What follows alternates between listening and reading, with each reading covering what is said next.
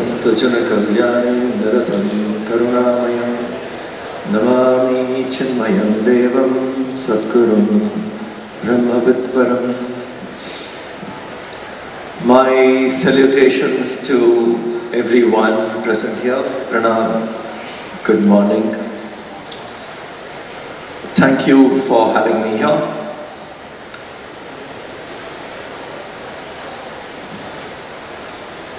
Today we are going to discuss about the power of youth. Most of you know what my guru used to tell about youth. Swami Mitrananda said, youth are not useless, they are useless. They are not careless, they are caredless. So when they asked me, speak about the potential of youth, I said, I must remind people of what Gurudev Swami Mitrananda said. Not useless, but useless. Most of us do not know how to use our own potential. There's tremendous potential in us, but very few people know how to bring it out. Most people keep the potential dormant and the life passes away. So how do we bring this potential, and particularly for the youth? In our Upanishad, I'm talking about a statement about youth which is at least 5,000 years old. It's a beautiful line which says, Yuva sadhu yuva. A youth should be good. Who's a young person? Sadhu should be good. And Adhyayaka should be well informed, well read. Asishto, the person should have courteous, must be very respectful to people. Dradishto should be very firm in what one takes up. Balishtaha should be strong. This is what the Upanishad says, or the Rishi said some few thousand years ago, defining how a youth should be. First, one should be good. Good meaning sadhu. The translation of good is sadhu. Sadhu doesn't mean the kind of color one wears. Someone in ochre is a sadhu. Sadhu means good person. So when we say sadhu, you are sadhu, a person, a youth must be good. Good meaning what?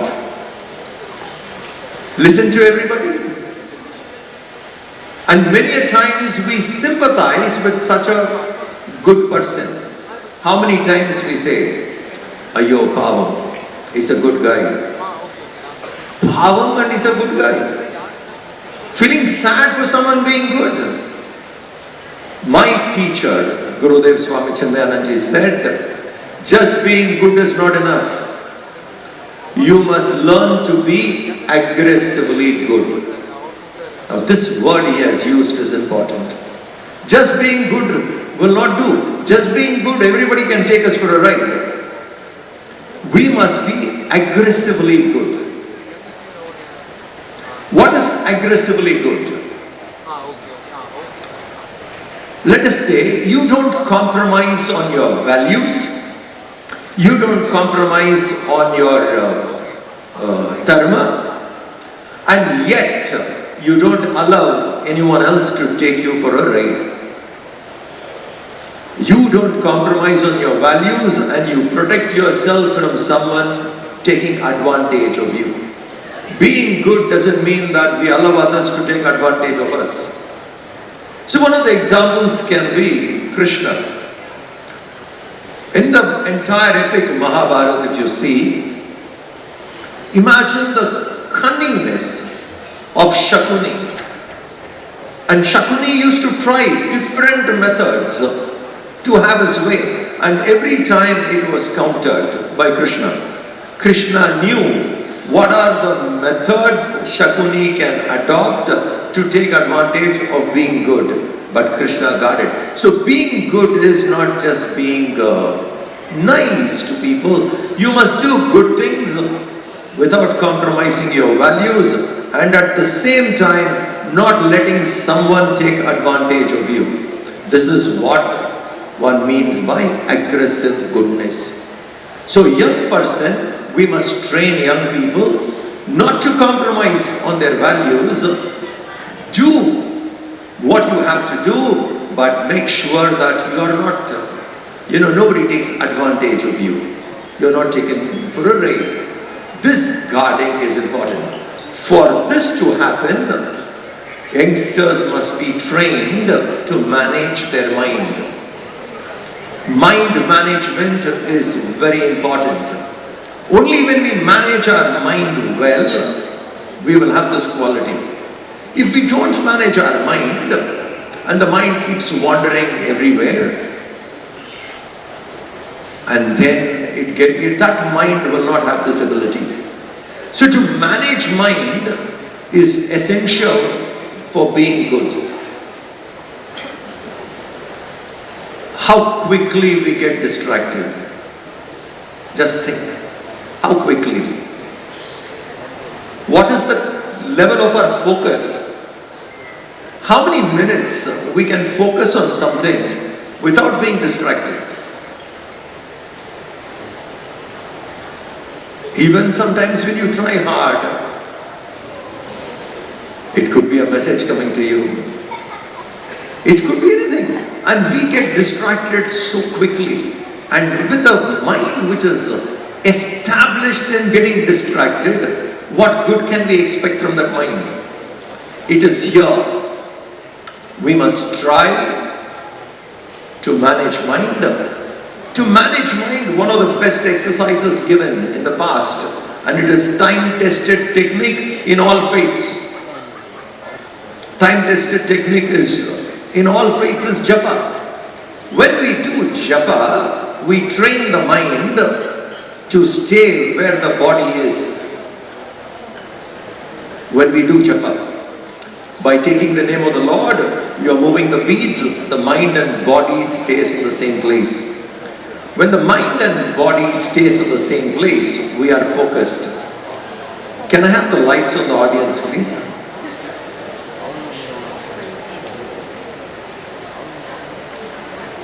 Lights on the audience. I need to see them if I have to continue talking.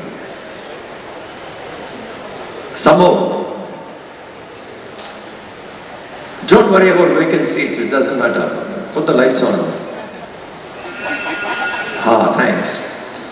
Because the communication happens on seeing the reaction on your face. So if I have to talk to something dark, then the next thought will not come to me. Thank you so much, sir. Yeah.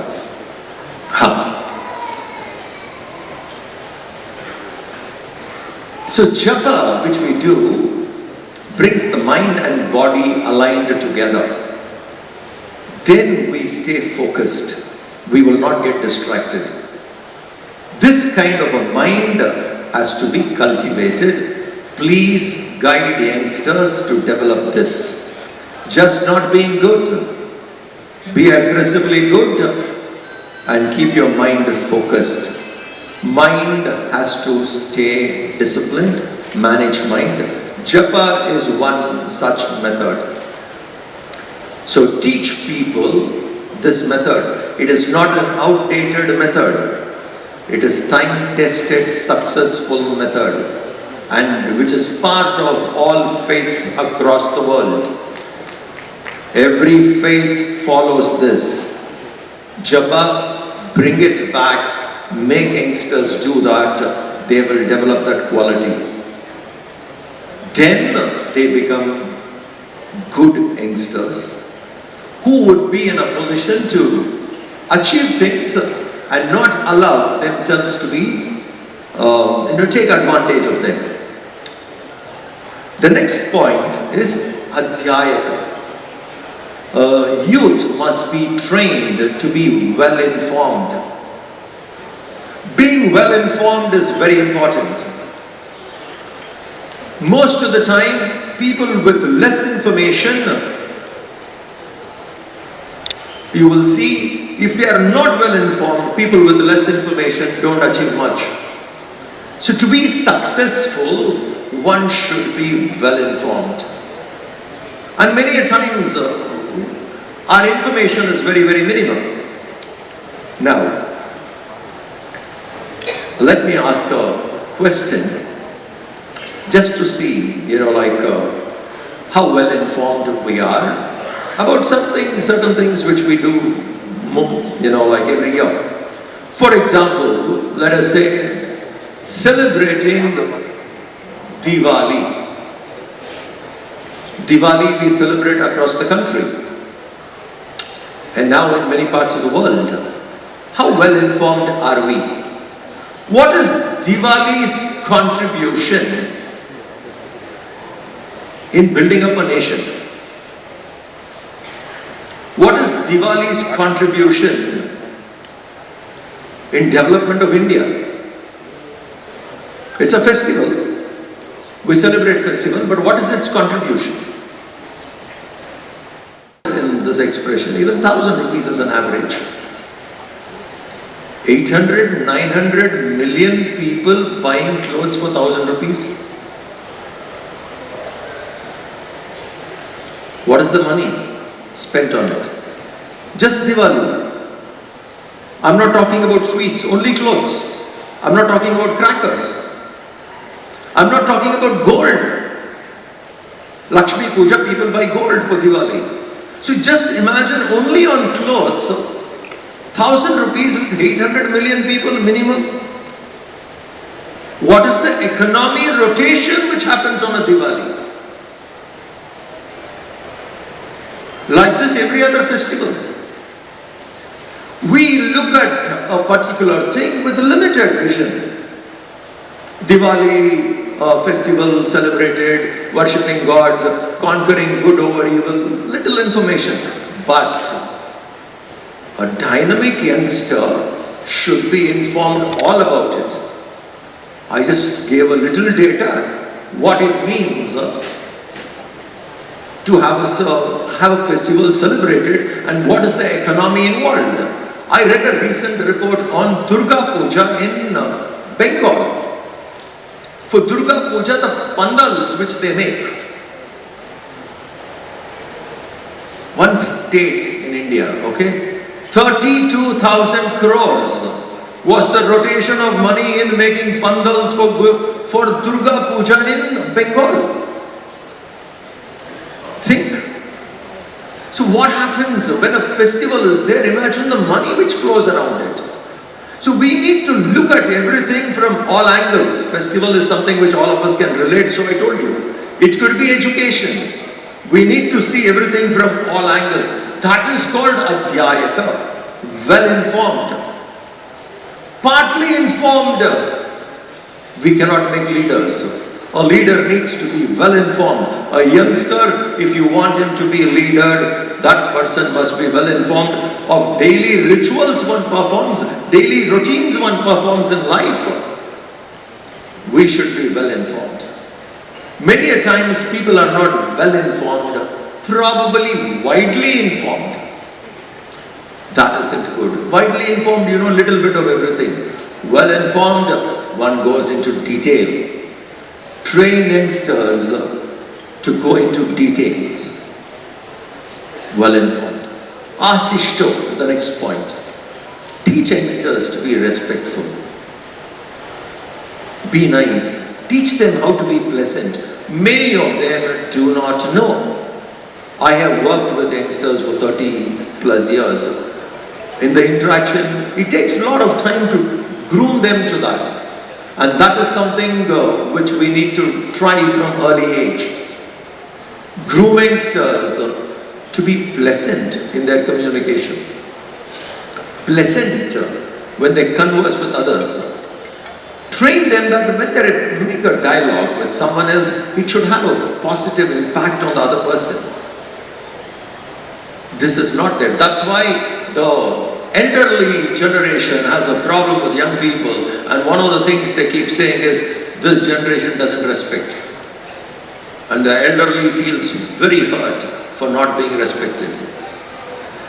They do not know to express. Respect could be there, but they do not know to express. This needs to be trained, because for any relationship, for it to last long, you need two aspects.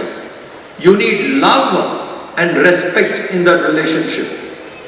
When we have love and respect in a relationship, we will cherish that relationship. If only love is there, we can still continue with the relationship. Only respect is there, we can still continue with the relationship. If both are taken away, we communicate with someone, we relate with someone, there is neither love nor respect, then that relationship will not be cherished. We would be looking to come out of it. So to train people, ashishto means train people with love and respect, so that the person communicates with someone in a pleasant manner. Love, respect is mandatory for relationship. Train people. And this comes by giving, not by demanding. Give love, give respect, it comes back. This training is important for young people. So the Upanishad Rishi says, Ashishto, the young person should have this quality of love and respect. See the qualities? What determines a youth? Should be good, should be well informed. Time's up. You said 30 minutes, right? If you're running short, you should have told me. I didn't know. I thought I had 30 minutes. I'll wind up. No, that's fine. But I thought, otherwise I would have. I didn't know this. I don't see these boards. You are running behind time. I didn't know this. Okay.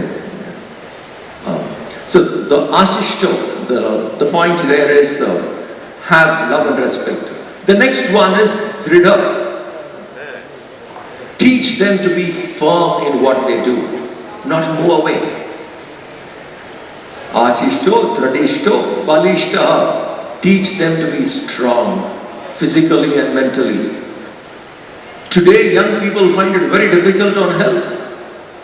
And particularly with the technology what we have today, outdoor games are difficult. When we were young, we have to be pulled indoor.